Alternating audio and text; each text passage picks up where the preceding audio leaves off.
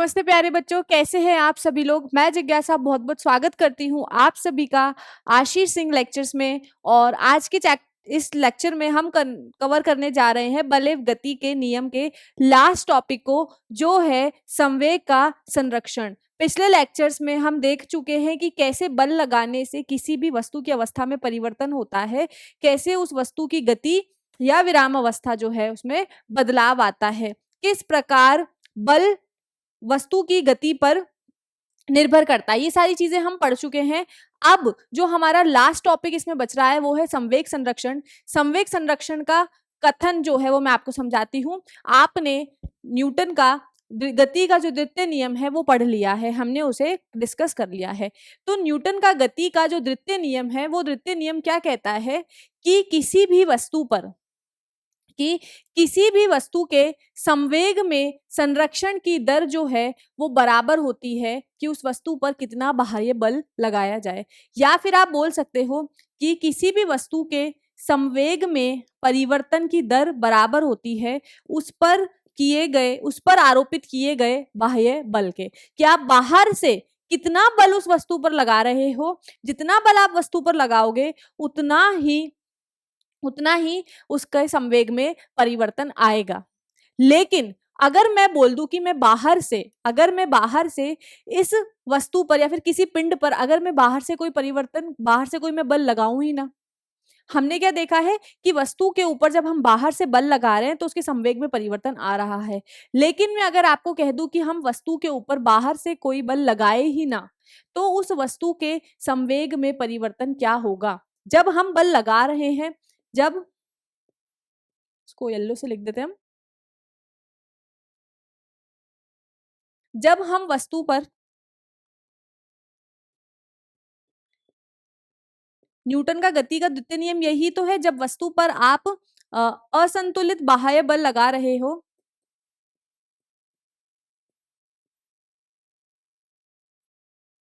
असंतुलित बाह्य बल लगा रहे हो,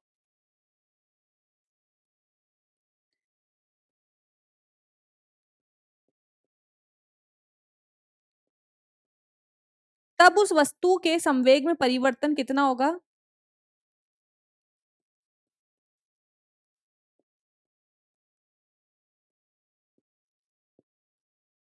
तब उस वस्तु के संवेग में परिवर्तन वस्तु पर आरोपित बल के बराबर होगा। वस्तु पर आरोपित बल के बराबर होगा।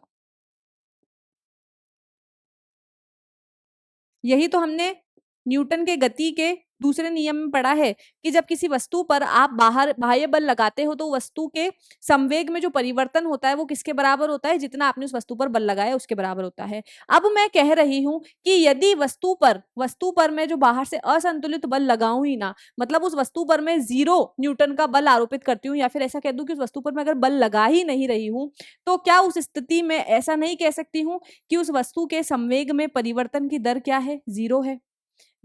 जब आपने एफ ही 0 कर दिया है तो संवेग में परिवर्तन की दर भी कितनी हो जाएगी, 0 हो जाएगी, कह सकते हैं हम। तो यहाँ पर जो संवेग का आपका संरक्षण का नियम है वो भी कुछ यही कहता है कि जब आप किसी वस्तु पर, देखो यहाँ पर स्टेटमेंट मैंने लिख दिया है, ये आपका स्टेटमेंट है, कथन है आपका स्टेटमेंट या फिर कथन जो है संवेग के संरक्षण का, वो मैंने यहाँ लिख दिया है कि इस नियम के अनुसार यदि 2 या 2 से अधिक पिंड परस्पर इस प्रकार टकराते हैं कि टकराने की क्रिया में उन पर कोई बाहर से असंतुलित बल नहीं लगता है। मतलब आपके 2 पिंड है, 2 पिंड क्या करते हैं, आपस में टकरा जाते हैं। वो आपस में टकरा रहे हैं, उनके ऊपर बाहर से किसी ने बल नहीं लगाया। अगर मैं चलते चलते किसी से टकरा जाती हूँ तो मुझे किसी एक्सटर्नल फोर्स की वजह से मैं नहीं गिरी हूँ। एक तो होता है कि मैं चल रही हूँ और मुझे किसी ने धक्का दे दिया, जब धक्का देने की वजह से मैं किसी से टकराऊंगी तो मुझ पर असंतुलित बाह्य बल लग रहा है। लेकिन चलते चलते मैं खुद ही अगर किसी से टकरा रही हूँ तो वो आपका असंतुलित बाह्य बल नहीं कहलाया जाएगा। आई होप आपको ये पॉइंट क्लियर है कि कैसे जब 2 वस्तुएं एक दूसरे से टकरा रही है तो वो असंतुलित बाह्य बल में काउंट नहीं होगी। क्यों? क्योंकि वो वस्तुएं आपस में टकराई है, खुद के खुद की वजह से, अगर जैसे चल चलते आप किसी से टकरा रहे हो तो आप खुद की वजह से टकराए हो, आपके ऊपर कोई एक्सटर्नल फोर्स नहीं लगा, बाहर से किसी ने धक्का देकर को आपको आगे किसी से टकरवाया नहीं है, आप खुद ही टकरा गए हो चलते चलते। क्लियर है ये वाला पॉइंट?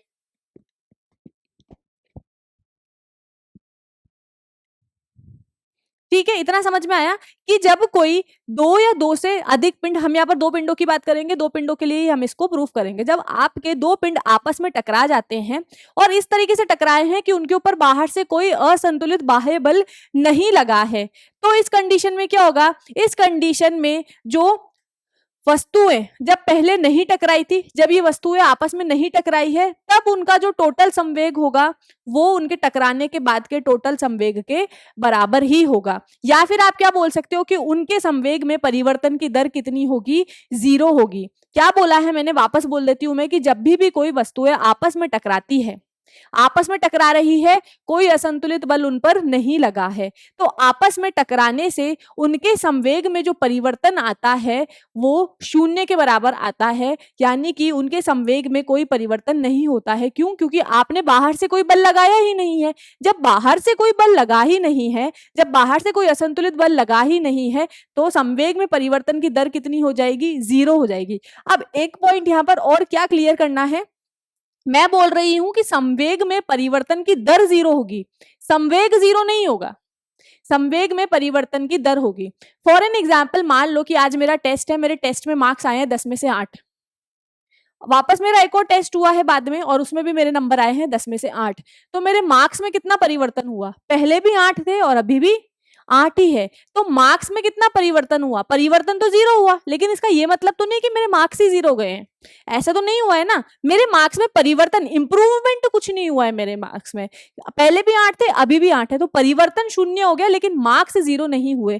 तो इसी प्रकार से जब कोई दो पिंड एक दूसरे से टकराते हैं और कैसी कंडीशन है कि जब वो टकरा रहे हैं तो उनके ऊपर बाहर से कोई भी असंतुलित बल नहीं लग रहा है, तो उस स्थिति में उनके संवेग की परिवर्तन की दर जो है वो 0 हो जाती है, क्योंकि बाहर से कोई बल लगा ही नहीं है, तो उनके संवेग में परिवर्तन भी जो है वो नहीं होता है या फिर 0 रहता है। आप 0 तो नहीं बोलोगे, आप ही बोलोगे कि उनके संवेग में जो परिवर्तन है वो, उनके संवेग में कोई भी परिवर्तन नहीं आता, पहले जितना संवेग होता है उतना ही संवेग उसका बाद में रहता है। स्टेटमेंट यहां पर हम पढ़ लेते हैं, दो वस्तुओं के संवेग का योग टकराने से पहले और टकराने के बाद बराबर होता है, कि जब दो वस्तुएं आपस में टकराती है तो टकराने से पहले जो उनका टोटल, भाई दो वस्तु है ना, जैसे मान लो ये आपकी एम ए वस्तु है और ये कोई आपकी एम बी वस्तु है, ये इस वस्तु का टकराने से पहले, टकराने के पहले जब ये टकराई नहीं थी तो ये अपने कोई यू वेग से चल रही होगी और ये दूसरी वस्तु भी अपने कोई यू वेग से चल रही होगी, तो जब ये टकराई नहीं है तब इनका टोटल संवेग कितना होगा, इसका संवेग कितना हो गया, इस वस्तु का संवेग कितना हो गया, संवेग क्या होता है, द्रव्यमान इंटू वेग, तो इस वस्तु ए का संवेग कितना हो गया है, एम ए इंटू यू है, और इसका संवेग कितना हो गया है, M B into U B. तो इन दोनों का जो योग है, टकराने से पहले इन दोनों के संवेग का जो योग है वो टकराने के बाद जो संवेग होगा उसके योग के बराबर होगा। तो इसी चीज को आज हम प्रूव करेंगे। थ्योरी समझ में आई कि थ्योरी में हम कर क्या रहे हैं, संवेग के संरक्षण के नियम में हम प्रूव क्या करने जा रहे हैं कि जब दो पिंड आपस में टकराते हैं और इस तरीके से टकराए कि उनके ऊपर बाहर से कोई भी असंतुलित बल नहीं लग रहा है, तब जो उनके संवेग में परिवर्तन होगा वो 0 होगा, या फिर हम बोल देंगे कि उनके संवेग में कोई भी परिवर्तन नहीं आएगा। इसे संवेग का संरक्षण का नियम कहते हैं। इससे इस प्रकार भी व्यक्त किया जा सकता है कि दो वस्तुओं का कुल संवेग टकराने की प्रक्रिया में अपरिवर्तन या संरक्षित रहता है, कि जब दो वस्तुएं आपस में टकराती है तो टकराने के पहले और टकराने के बाद में उनका जो संवेग होता है वो अपरिवर्तनीय रहता है, उनके संवेग में कोई भी परिवर्तन नहीं आता है। इस चीज को मैं हाईलाइट कर देती हूँ, आपको जैसा जो वाला स्टेटमेंट अच्छा लगे आप उसको यूज कर सकते हो।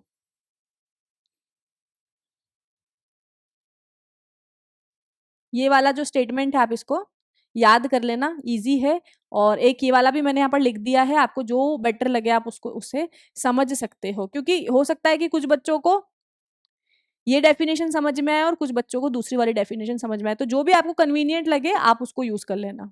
यहाँ पर ये मैंने हाईलाइट कर दिया है।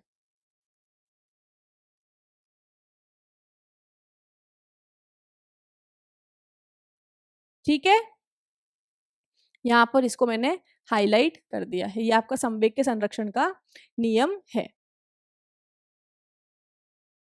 ठीक, इतना समझ में आया।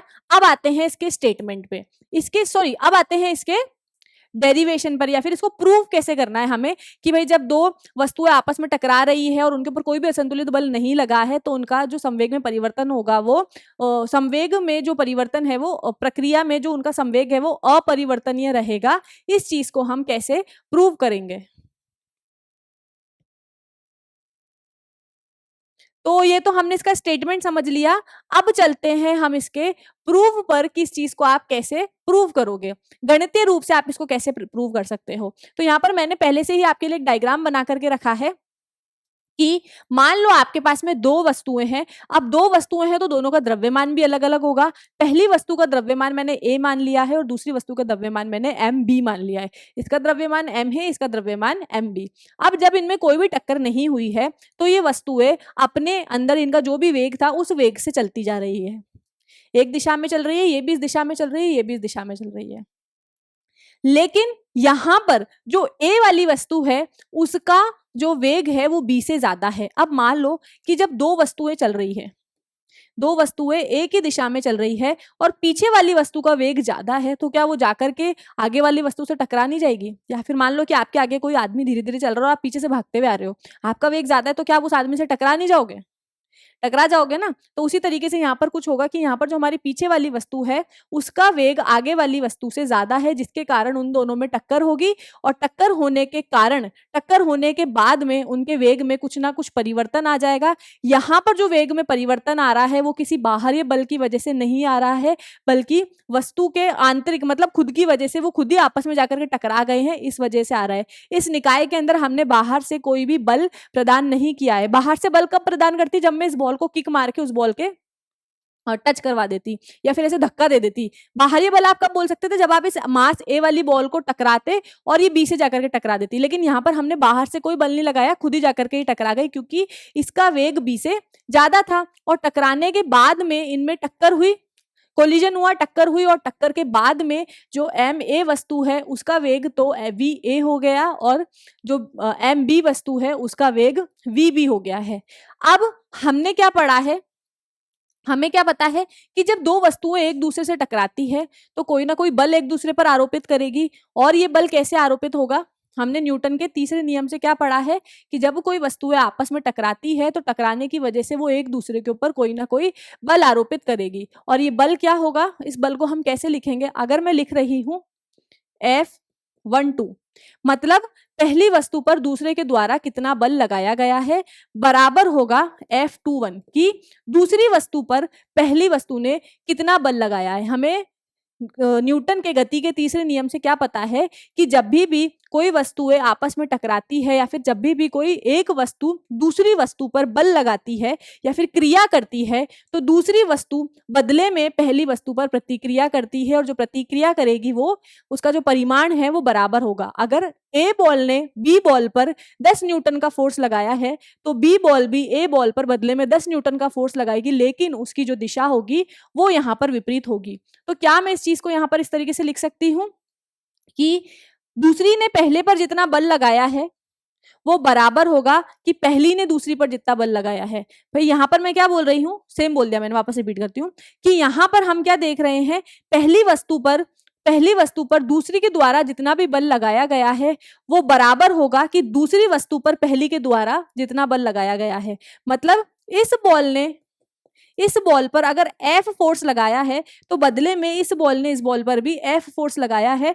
बस इस वाली बॉल ने जब फोर्स लगाया है बदले में तो उसकी जो दिशा होगी वो कैसी होगी, उसकी दिशा विपरीत होगी। अगर इसने इस दिशा में बल लगाया है तो ये बॉल वापस इस दिशा में बल लगाएगी।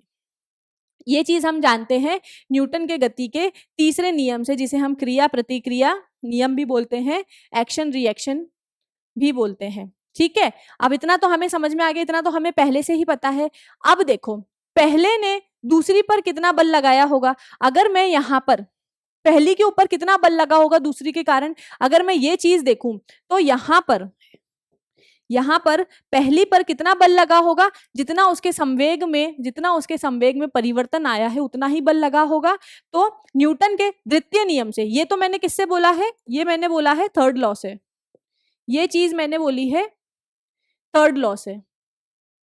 एक सेकेंड, ये चीज मैंने बोली है थर्ड लॉ से, यहां पे लिख लेते हैं हम, है ना। यहाँ पर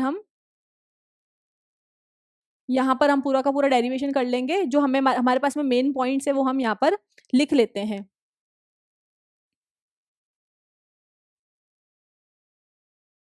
कि न्यूटन के तृतीय नियम से हमें क्या पता है, न्यूटन के तृतीय नियम से, गति के तृतीय नियम से, गति के तृतीय नियम से क्या बोल सकते हैं, गति के तृतीय नियम से हम, कि पहली वस्तु पर दूसरी वस्तु द्वारा जितना भी बल लगा है वो बराबर है कि दूसरी वस्तु पर जितना पहली के द्वारा बल लगाया गया है, बस उनकी डायरेक्शन अपोजिट होगी। ये तो हम बोल सकते हैं गति के तृतीय नियम से। दूसरी बात, कितना बल लगाया गया है वो मैं किससे बता सकती हूँ, कितना बल लगा है वो मैं बता सकती हूँ गति के दूसरे नियम से। गति का दूसरा नियम क्या कहता है, गति के दूसरे नियम से हम क्या बोल सकते हैं कि F12 पहली वस्तु पर दूसरी द्वारा कितना बल लगा है, जितना उसके संवेग में परिवर्तन आया है। अब संवेग में कितना परिवर्तन आया है, पहली वस्तु का संवेग कितना था, पहली वस्तु का संवेग था पहले MAU है, और बाद में पहली वस्तु का संवेग कितना हो गया MAVA। तो यहाँ पर पहली वस्तु के संवेग में कितना परिवर्तन आया है, MAVA, बाद वाले को पहले वाले से माइनस करते हैं ना, तो MAVA माइनस MAUA बटा डेल्टा में टाइम चल रहा है, बटा में टाइम चल रहा है ना भाई। ये सब कुछ काम होने के लिए मान लो कि T सेकंड का समय लगा है, तो T सेकंड के समय में ये सारा का सारा बदलाव हुआ है। T समय के अंदर जो वस्तु A थी वो B से टकराई, और जिसकी वजह से B के द्वारा उसके ऊपर कोई ना कोई फोर्स लगा है, और जो वो फोर्स लगा है, जो बल लगा है, उसके कारण उसके संवेग में परिवर्तन आया है। और वो संवेग में परिवर्तन कितना आया है, MAUA से बदल करके पहली वस्तु का संवेग जो है MAVA हो गया है। तो उसके संवेग में परिवर्तन को कैसे लिखूंगी मैं, बाद वाले संवेग को पहले से माइनस कर दूंगी, परिवर्तन मेरे पास में आ जाएगा। इतना क्लियर हुआ। उसी प्रकार दूसरी वस्तु पर पहली के द्वारा कितना बल आरोपित हुआ है, फिर कितना बल लगा है, उसको मैं कैसे बता सकती हूँ कि दूसरी के संवेग में कितना परिवर्तन आया है। तो दूसरी के संवेग में जो परिवर्तन आएगा उसको मैं अगेन ऐसे लिख सकती हूँ, दूसरी वाली वस्तु का संवेग बाद में क्या हो गया है MBVB, और पहले कितना था MBUB बटा डेल टी। ये दो इक्वेशन हमारे पास में आ गई है, या फिर आप बोल दो कि ये फर्स्ट है, ये सेकंड है, और ये हमारी थर्ड इक्वेशन है। ये तीन इक्वेशन बोल सकती हूँ मैं, इसको तीन इक्वेशन बोल सकते हैं हम यहाँ पर कि ये हमारी तीन इक्वेशंस है। अब क्या यहां से मैं F12 की वैल्यू और F21 की वैल्यू उठा करके पहली इक्वेशन में रख दूं, क्या बोल रही हूं मैं कि यहां से F12 का मान यहां और F21 का मान यहां रख दूं। भाई मुझे पता करना है ना कि मुझे क्या प्रूव करना है, मुझे ये प्रूव करना है कि भाई यहाँ पर कोई बाह्य बल तो लगा नहीं है। तो बाह्य बल ना लगने के कारण यहाँ पर जो इस निकाय का, इस सिस्टम का जो टोटल संवेग है उसमें कोई परिवर्तन नहीं आया है। टोटल संवेग जो है इस सिस्टम का वो संरक्षित है, कोई भी परिवर्तन नहीं आया है। तो इस चीज को प्रूव करने के लिए मैंने न्यूटन के या फिर गति के दूसरे और तीसरे लॉ का सहारा लिया है। तीसरे लॉ से मैंने बोल दिया कि F12 बराबर है माइनस F21 के, और गति के दूसरे नियम से मैंने क्या बोल दिया है कि पहली वस्तु के संवेग में जो परिवर्तन आया है वो किसके बराबर होगा, कि पहली द्वारा दूसरी वस्तु पर पहली पर जितना बल लगाया है उसके बराबर होगा। तो इस चीज को मैंने यहाँ पर लिख दिया है। अब क्या करूंगी, यहां से मैं इन दोनों की वैल्यू फर्स्ट इक्वेशन में पुट कर दूंगी। तो यहां से हम कंटिन्यू करते हैं। हमें क्या पता है कि F12 बराबर माइनस का F21, ये चीज हमें पता है पहले से, ये हमने पीछे लिखी है। फर्स्ट इक्वेशन से कंटिन्यू कर रही हूं मैं यहाँ पर। फर्स्ट इक्वेशन से मैं यहाँ पर कंटिन्यू कर रही हूँ कि F12 बराबर माइनस का F21। ठीक है, F12 कितना था, जितना संवेग में परिवर्तन आया उतना ही बल लगा होगा, तो पहली वस्तु के संवेग में कितना परिवर्तन आया, पहली वस्तु के संवेग में परिवर्तन आया है MAVA माइनस MAUA बटा डेल टी। जितने उसके संवेग में परिवर्तन की दर है उतना ही बल जो है दूसरे के द्वारा पहली पर आरोपित किया गया है। और यहाँ पर माइनस का साइन है तो माइनस का साइन लगा लेती हूँ। दूसरी वस्तु के संवेग में कितना परिवर्तन आया, जितना पहली पर उसने बल लगाया होगा, तो उसके संवेग में कितना परिवर्तन आया, उसका था MB VB माइनस MBUA। ये पूरा का पूरा आपको पीछे से कॉपी पेस्ट करके लिखना है। ये पूरी की पूरी चीज जो है आपको पीछे से पूरी कॉपी पेस्ट करके लिखनी है। सॉरी, यहाँ पर बी आएगा, पीछे से पीछे आपको पूरा देख करके लिख देना है। अब यहाँ पर डेल्टा टी से डेल्टा टी कट जाएगा, कैंसिल कर देगा डेल्टा टी को। यहाँ पर हमारे पास में क्या बच गया है, MAVA माइनस MAUA बराबर माइनस का MAVB प्लस का MBUB। इस वाले माइनस को आप यहां ले जाओ, इस वाली टर्म को आप इधर ले आओ और इस वाली टर्म को आप इधर ले जाओ, तो आपको क्या मिलेगा, MAVA, एक सेकेंड, यहां पर आपको क्या मिलेगा, यहां आपको मिलेगा MAVA और ये वाली टर्म जब इधर आ जाएगी तो माइनस की इधर आकर प्लस की हो जाएगी, तो MAVB बराबर यहां पर MB, ये वाली टर्म जब उधर जाएगी तो प्लस की हो जाएगी, तो MAUA प्लस MBUB। तो देखो यहां पर इस निकाय का पूरा यहाँ पर इस निकाय का जो पूरा का पूरा संवेग था वो संरक्षित रहा है, उसके अंदर कोई परिवर्तन नहीं हुआ है। अगर आप इस फिगर को वापस देखो तो यहाँ पर टक्कर से पहले इस पूरे सिस्टम का संरक्षण कितना था, इस पूरे सिस्टम का जो टोटल संरक्षण था वो कितना था, इस सिस्टम का जो टोटल संरक्षण था वो कितना था, P1 प्लस P2। अगर मैं इसका संरक्षण P1 मान लू, इसका संवेग P1 मान लू, इसका संवेग P2 मान लू, तो इसका संवेग टक्कर से पहले कितना था, P1 प्लस P2, और इसका कितना हो जाएगा, MAUA प्लस MBUB। और टक्कर के बाद में भी जो टोटल्स का संरक्षण है सिस्टम का वो कितना रहा है, वो कितना हो जाएगा, टक्कर के बाद में सिस्टम का संरक्षण संवेग कितना हो जाएगा, सिस्टम का संवेग हो जाएगा MAVA प्लस MBVB। तो संवेग के संरक्षण के नियम से हमने क्या प्रूव कर दिया कि MAVA, MAUA और MAUB, इसको ठीक से लिख लेते हैं,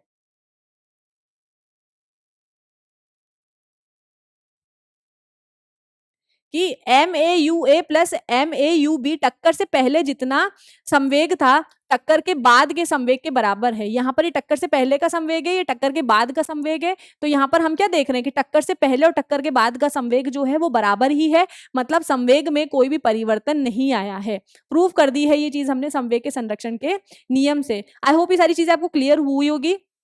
ये जो डेरिवेशन है ये करने के लिए आता है और इसके ऊपर बेस्ड काफी सारे न्यूमेरिकल्स भी आते हैं, तो आप पहले एक बार ढंग से इसको समझ लो, इसका स्क्रीनशॉट ले लो या फिर एक बार इसको अच्छे से देख लो, उसके बाद में हम इससे रिलेटेड क्वेश्चन स्टार्ट करते हैं।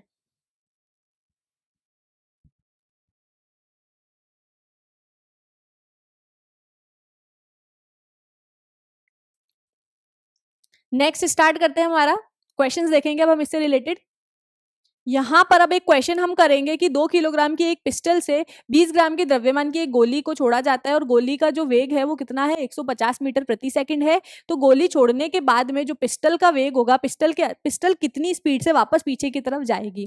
तो यहाँ पर क्वेश्चन में हमें क्या दे दिया है, दोनों पिंड के मास दे दिए हैं। हम गोली के द्रव्यमान को m1 से प्रदर्शित करेंगे और क्या मान लेंगे कि गोली का जो द्रव्यमान है वो कितना हो गया हमारे पास में m1 हो गया है। क्योंकि ये ग्राम में दिया हुआ है तो इसे हमने हमने 1000 से भाग देकर के किलोग्राम में परिवर्तित कर लिया है, क्योंकि दोनों चीजें या तो किलोग्राम में रखोगे आप, और किलोग्राम जो है वो एसआई मात्रा का होता है, इसलिए हम किलोग्राम में ही सारी चीजों को प्रेफर करते हैं। पिस्टल का द्रव्यमान ऑलरेडी आपको किलोग्राम में दे रखा है, तो m2 किलोग्राम में हो गया। गोली के प्रारंभिक वेग को हम u1 मान लेंगे और पिस्टल के प्रारंभिक वेग को हम u2 मान लेंगे।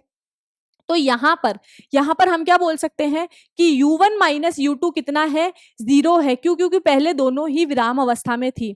और गोली के अंतिम वेग को हम क्या मान लेंगे, v1 मान लेंगे, क्योंकि जब गोली को हमने छोड़ा तो गोली जो है 150 मीटर प्रति सेकंड की स्पीड से आगे की तरफ निकली है, और जब गोली आगे की तरफ गई है तो पिस्टल पीछे की तरफ आएगी। क्यों? क्योंकि जब पिस्टल ने गोली के ऊपर बल लगाया है तो गोली आगे की तरफ गई, लेकिन जब गोली आगे की तरफ जाएगी तो गोली भी जो है पिस्टल पर बल लगाएगी, जिसकी वजह से जो आपकी पिस्टल है उसके अंदर भी कोई ना कोई परिवर्तन, उसकी स्थिति में परिवर्तन आया होगा, वो भी पीछे की तरफ मूव की है। तो किस स्पीड से वो पीछे की तरफ मूव की गई है आपको ये बताना है। मतलब यहाँ पर आपको V2 फाइंड आउट करना है। यहाँ पर आपको V2 फाइंड आउट करना है। अब क्या बोल रहा है कि गोली की जो दिशा है वो बाएं से दाएं है।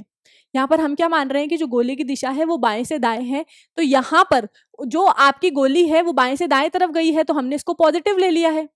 यहाँ पर जो गोली है वो बाएं से दाएं गई है, तो हमने क्या करा है, इसको पॉजिटिव ले लिया है, धनात्मक ले लिया है। अब क्योंकि जो पिस्टल है वो कहाँ जाएगी, वो पीछे की तरफ जाएगी, तो यहाँ पर पिस्टल का जो भी वेग आएगा वो आपका ऋणात्मक आएगा, तो हम उसको कैलकुलेट कर लेंगे। पीछे की तरफ जब पिस्टल अपोजिट डायरेक्शन में, उल्टी दिशा में उसकी गति हुई है ना, इस वजह से जो आपका पिस्टल का अंतिम वेग है वो हम माइनस में ले लेंगे। तो कैलकुलेशन करते हैं। हमें क्या पता है, संवेग के संरक्षण के नियम से हम क्या जानते हैं कि किसी भी निकाय का जो संवेग होता है वो संरक्षित रहता है। मतलब हम ये चीज लिख सकते हैं, ये अभी अभी हमने प्रूफ किया है ना, उसी से लिख रहे हैं। यहाँ पर ए बी की जगह आप 1 2 भी लिख सकते हो, कोई दिक्कत नहीं है। कितना हो गया है, m1 कितना है, गोली का द्रव्यमान कितना है 0.02 kg, और आरंभिक वेग इसका 0 था, तो प्लस कोई मतलब नहीं, मल्टीप्लाई करने का 0 ही हो जाएगा सारी चीजें, plus sorry multiplication by 0 is equals to m1 कितना है 0.02, और गोली का जो आरंभिक वेग है वो कितना है 150 मीटर प्रति सेकंड, प्लस 2 इंटू V2, क्योंकि V2 तो हमें निकालना है। ये पूरी की पूरी टर्म हमारी 0 हो जाएगी, तो 0 बराबर 0.02 इंटू 150 प्लस 2V2।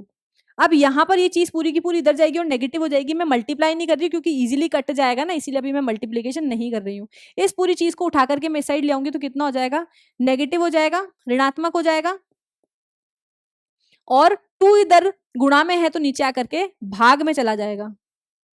तो यहां से पॉइंट हटाया तो नीचे कितना हो गया है 100, ये 2 से 2 कट गया है, और यहाँ पर जो हमारा V2 आया है वो क्या आया है, माइनस का 1.5 मीटर प्रति सेकंड आया है।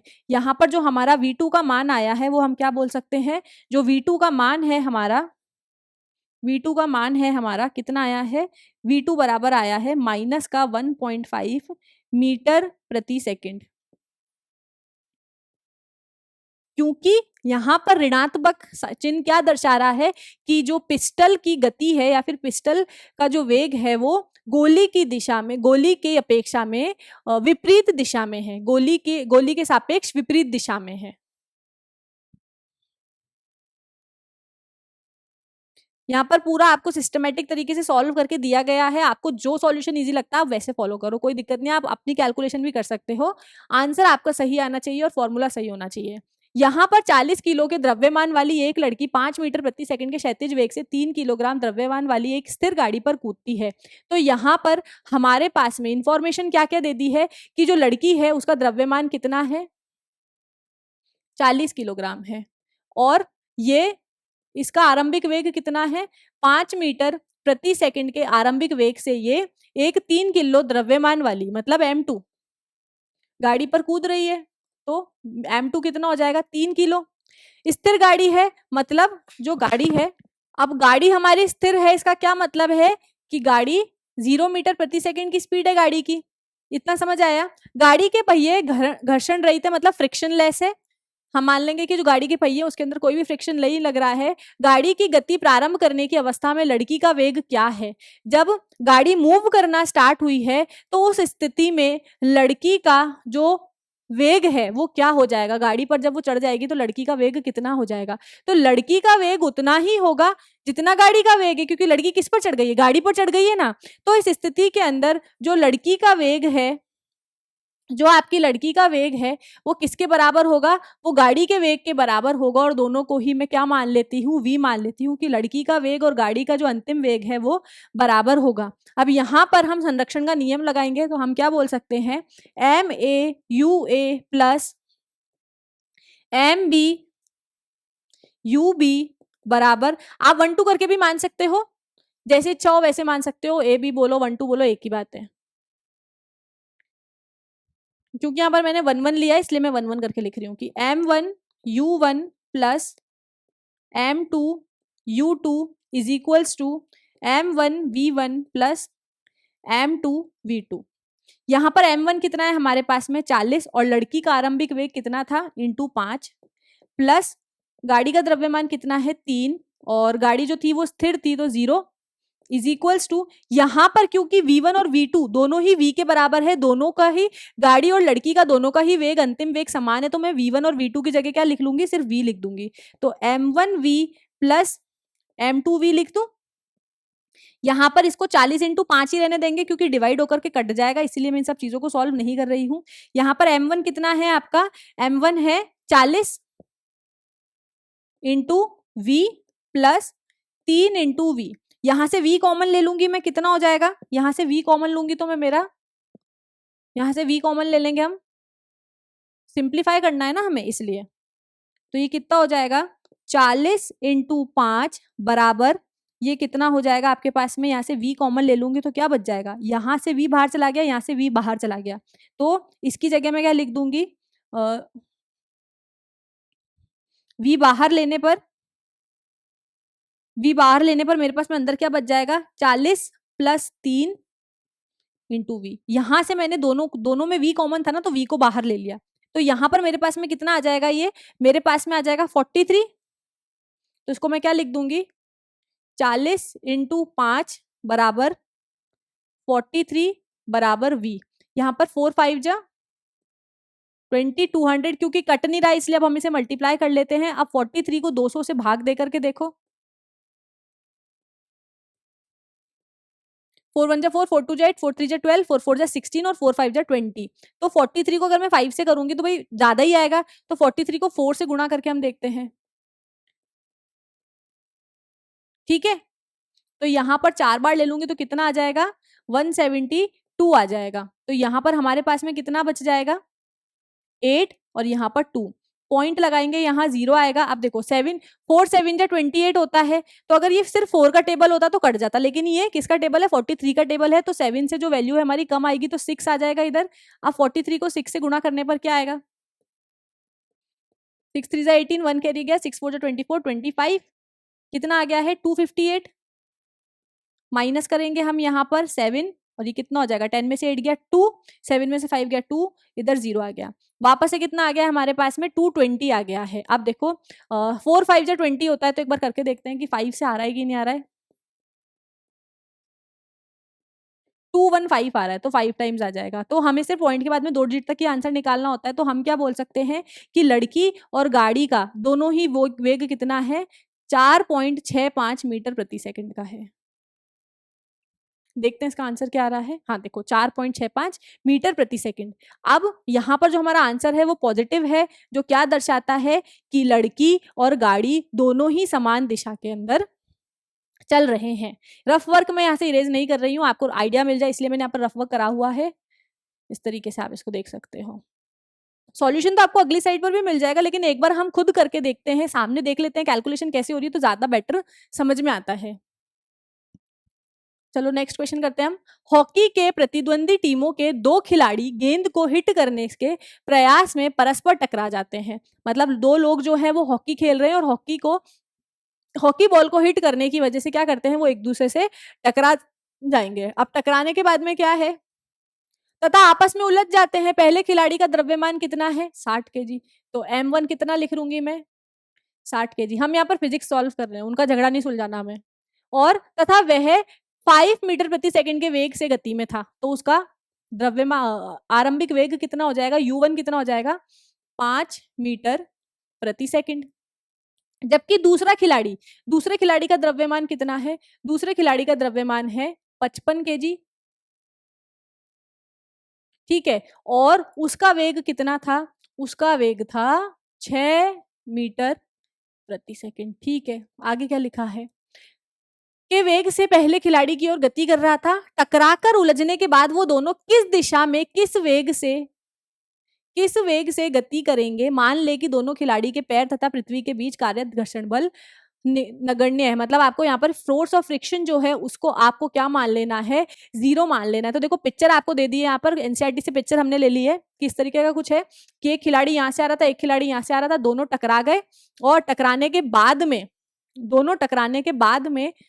बाद में किस दिशा में गिरते हैं ये आपको बताना है, ठीक है। तो पहला खिलाड़ी जो है हमने पूरा देख लिया है कि एक इस तरफ से आ रहा था, एक इस तरफ से आ रहा था। तो पहले खिलाड़ी का जो वेग है हम पॉजिटिव ले लेंगे और दूसरे खिलाड़ी का जो वेग है हम नेगेटिव ले लेंगे, क्योंकि दोनों ही विपरीत दिशा से आ रहे थे। टकराने के बाद में जो टोटल संवेग होगा वो कितना हो जाएगा इनका, टकराने के बाद में टोटल संवेग की गणना हम कर लेंगे। और टकराने के बाद में उन दोनों का जो वेग है वो कितना हो जाएगा, समान हो जाएगा, और समान वेग से वो दोनों ही गिर जाएंगे।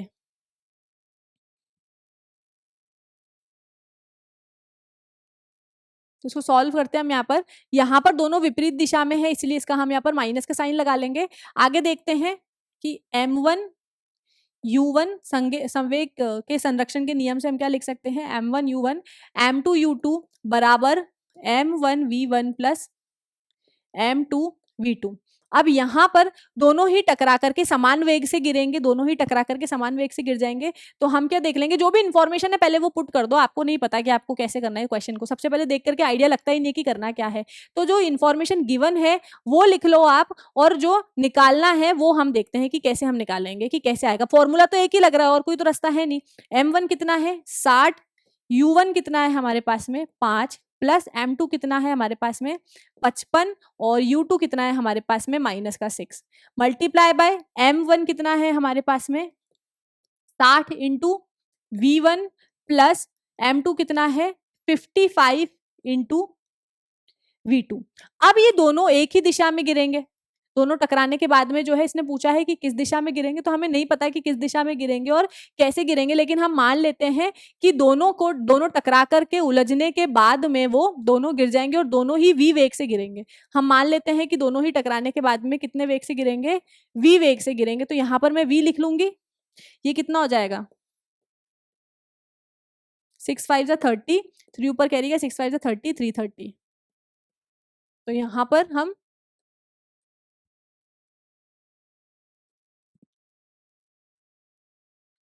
हम क्या लिख लेंगे 60 प्लस 55, और यहाँ से मैं क्या कर रही हूँ v1 बराबर v2 बराबर v मान रही हूँ, तो यहाँ से v कॉमन ले लूंगी।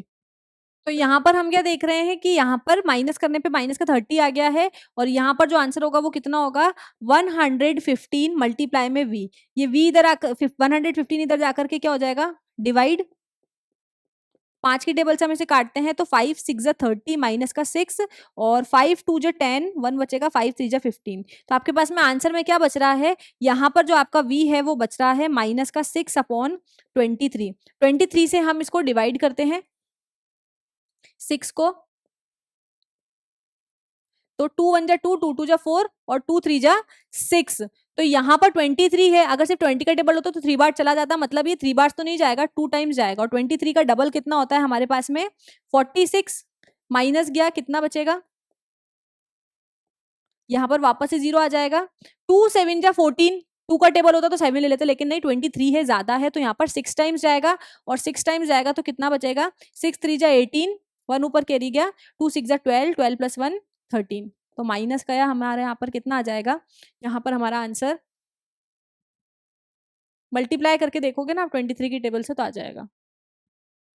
यहाँ पर हमारा हो जाएगा 3, 10 में से 8 गया 2, वापस से 0 आ गया। अब यहाँ पर आपका 20 आ रहा है, लेकिन हमें जो आंसर है पॉइंट के बाद में 2 डिजिट तक ही निकालना होता है, तो हम क्या बोल सकते हैं कि जो हमारा v है वो कितना आ जाएगा, 0.26 मीटर प्रति सेकंड आ जाएगा। और v जो है दोनों ही क्या होंगे, 0.26 मीटर प्रति सेकंड की स्पीड से टकरा करके एक ही दिशा में गिर जाएंगे। ये देखो, अलतः उलझने के बाद पश्चात दोनों खिलाड़ी दाएं से बाएं 0.26 मीटर प्रति सेकंड के वेग से गतिशील होंगे।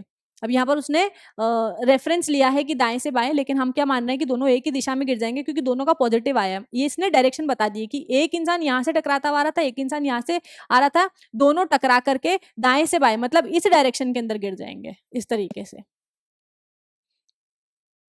नेक्स्ट क्वेश्चन देखते हैं हम। यदि क्रिया सदैव प्रतिक्रिया के बराबर है तो स्पष्ट कीजिए कि घोड़ा गाड़ी को कैसे खींच पाता है। क्या बोल रहा है कि अगर एक्शन और रिएक्शन फोर्स हमेशा दोनों बराबर होते हैं, तो आप बताओ घोड़ा गाड़ी को कैसे खींच पाता है। थ्योरेटिकल क्वेश्चन है।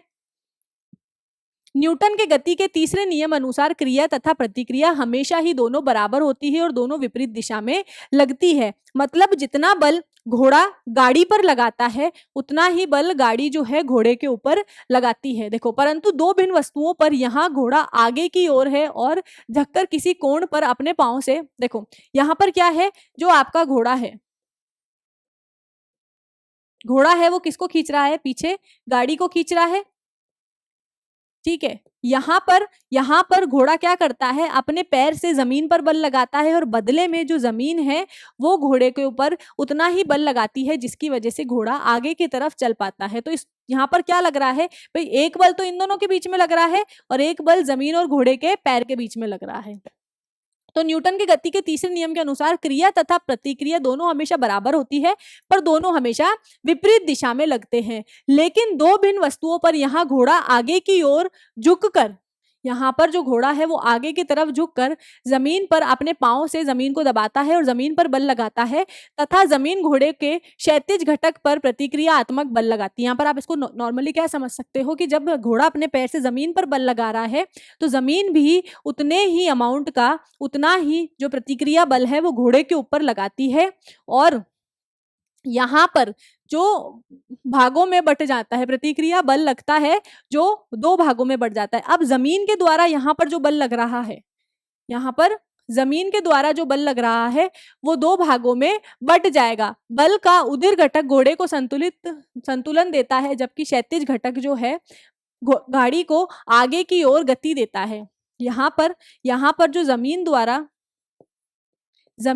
बल लग रहा है घोड़े के ऊपर, वो किस में डिवाइड हो जाएगा, दो पार्ट में डिवाइड हो जाएगा।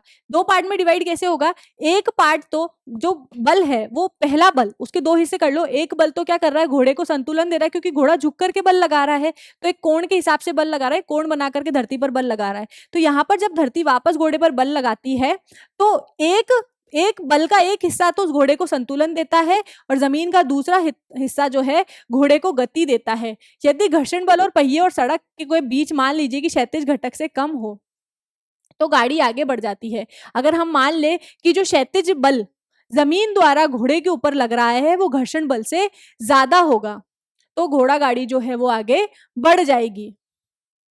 नेक्स्ट देखते हैं हम क्वेश्चन। यहाँ पर हम इसको वापस समराइज कर लेते हैं कि जब घोड़ा गाड़ी को खींचता है तो घोड़ा गाड़ी को खींचने के लिए क्या कर रहा है, वो जमीन पर बल लगा रहा है। चलने के लिए तो वो जमीन पर बल लगा रहा है, जब चलने के लिए वो जमीन पर बल लगाता है तो आगे की ओर झुक करके बल लगाता है, और झुक करके बल लगाने की वजह से जमीन पर जब वो बल लगा रहा है तो जमीन भी घोड़े के ऊपर उतना ही बल लगाती है। अब जमीन द्वारा जो बल लगाया जाता है वो दो भागों में बट जाता है, जिसमें से पहला बल जो है वो तो घोड़े को एक संतुलन प्रोवाइड करता है जिसकी वजह से वो सीधा हो, और दूसरा जो बल है वो घोड़े को गति देता है।